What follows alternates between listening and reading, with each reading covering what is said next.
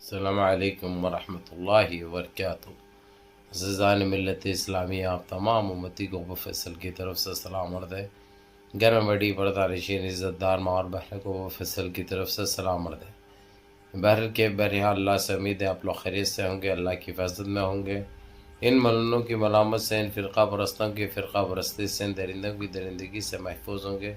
اللہ آپ لوگوں کو اپنے حفظ امان میں رکھے، اللہ اپنی حفاظت میں رکھے، اللہ ہر آباد سے ہر شر سے محفوظ رکھے۔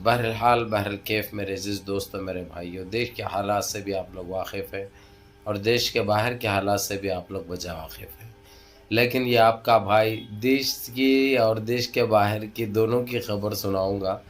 جس طریقے سے آج ادھم مچے ہوا ہے، ایران نے جو کارروائی کی ہے آج، ایران اور ترکی نے اسرائیل کے اوپر، وہ قابل تعریف ہے، قابل فخر ہے، جس سے ہر مسلمان کو فخر ہونا چاہیے۔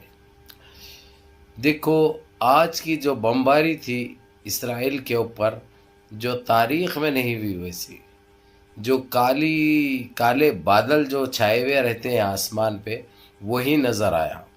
اتنی خوف میں مبتلا تھا اسرائیل اور امریکہ، کئی لوگوں کے ہارٹ اٹیک آ گئے، ہارٹ فیل ہو گئے، کوئی لوگ اپنے گھروں میں بیٹھ کے ہی ختم ہو گئے ہیبت سے۔ کتنی خطرناک آوازیں تھی وہ، کیسی بمباری تھی وہ، کیسے پٹاخے تھے وہ، پٹاخے پھٹے بھی اور کتنے گونجنے کی آواز آئی۔ یہ لوگ ان کے بڑے بڑے باتوں سے ان کا صفایا ہوا، جتنے بڑے بڑے باتیں جو کیے تھے یہ لوگ، جو اپنے آپ کو ایک سپر پاور کہلاتے تھے، ہم فلانی طرف سے آیا تو وہ راکٹ پھاڑ دیں گے آسمان میں۔ کہاں گیا ہے سپر پاور؟ کہاں گئی ہے تمہاری طاقت؟ یہ اللہ کے آگے نست نابود ہو گئے تم لوگ، زمین بوس ہو گئے تم لوگ۔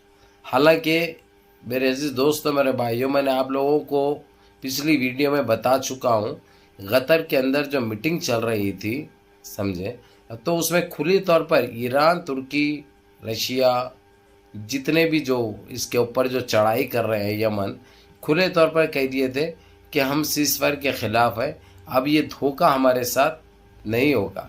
کیونکہ اس سے پہلے یہ ڈیمانڈ کرے تھے یہ لوگ، تو وہ لوگ کچھ دنوں کے لیے روک دیے تھے۔ تو اسرائیل نے غزہ میں جو حالت کی تھی آپ لوگوں کو اچھی طرح پتہ ہے۔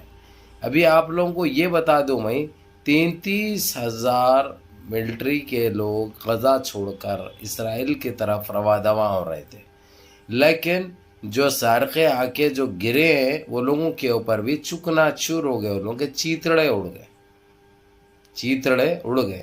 ہو سکتا ان کی اتنی ہی زندگی تھی، یہ لوگ تو چھوڑ کے جا رہے تھے، لیکن جانے سے پہلے جو گناہیں کیے وہ لوگ، تو اس طریقے سے ان کی موت لکھی ہوئی تھی، جو کہ دنیا کی کوئی طاقت نہیں بدل سکتی، دنیا کی کوئی طاقت نہیں بدل سکتی۔ یہ ایک بہت، دیکھو، کسی کی جب جان جاتی ہے تو ہم یہ اچھا ہوا نہیں کہہ سکتے، کیونکہ پھر ان میں اور ہم میں فرق کیا رہے گا؟ ان میں اور ہم میں فرق کیا ہوگا؟ کیونکہ ہم ایک مسلمان ہیں، ہمارے پاس ایمان کا جذبہ ہے، ہمارے پاس انسانیت ہے، ہمارے پاس انسان کا دل ہے۔ اس لیے ہم کو بڑی تکلیف ہوتی ہے، جان کسی کی بھی جائے ہم کو تکلیف محسوس ہوتی ہے، لیکن میرے عزیز دوستو، میرے بھائیوں، اس کے باوجود بھی یہ تکلیف دل سے نہیں ہو رہی۔ اس کی وجہ آپ لوگ جانتے ہیں، کتنے معصوم بچوں کو شہید کیا انہوں نے، کتنے معصوم جانے گئے۔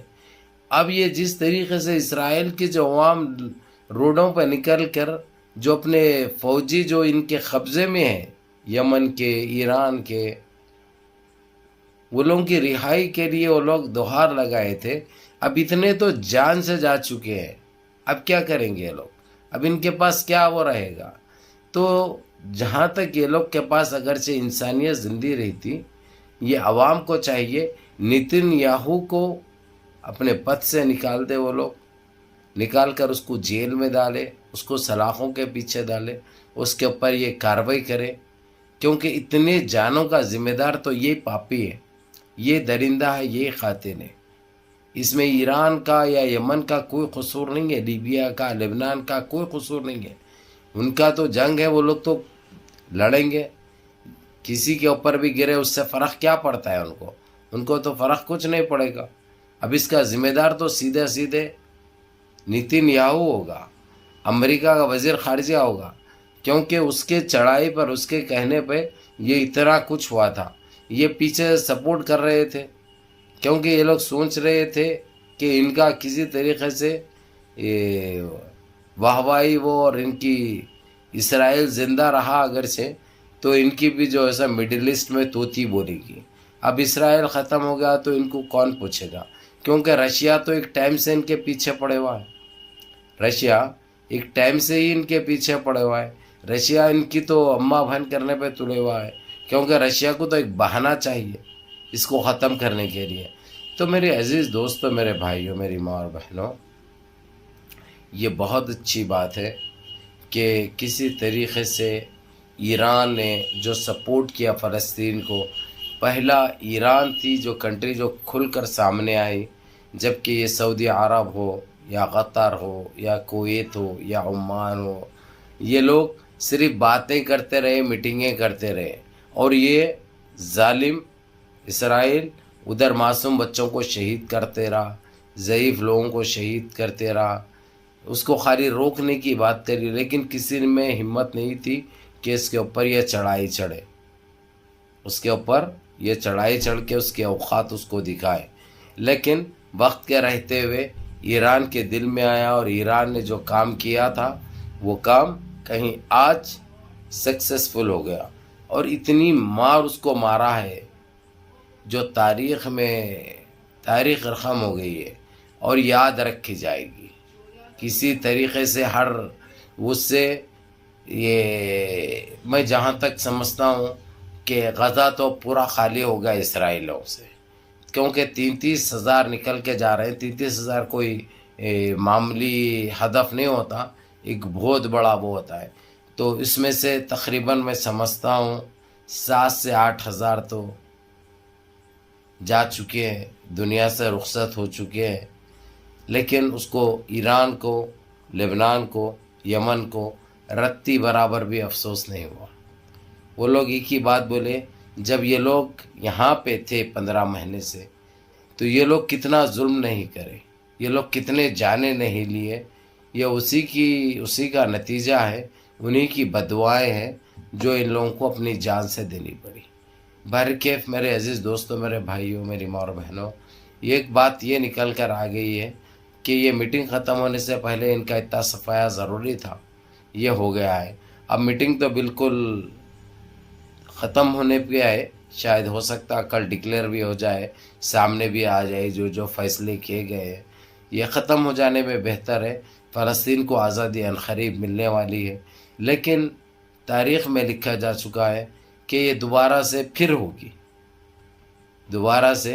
होगी।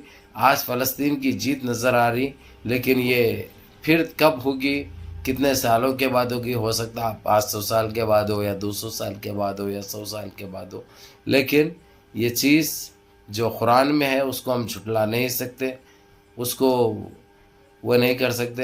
ये एक चीज़ फिर सामने आएगी, उसके बाद बहुत ऐसी जानें हैं जो जाएगी, उसके बाद जीत तो यकीनी है हमारी, और इंशाअल्लाह हमारा परचम तो लहराएगा। ये एक हकीकत है, ये एक सच्चाई है। बहरहाल मुनज़्ज़म रहिए, मुत्तहिद रहिए, अपनी सफ़ में इत्तेहाद बरक़रार रखिए, नमाज़ों की पाबंदी करिए, माँ बाप की खिदमत करिए, बड़ों के अहकाम पर अमल करिए, और अपने इस भाई को भी दुआओं में याद रखिए। अस्सलामु अलैकुम व रहमतुल्लाहि।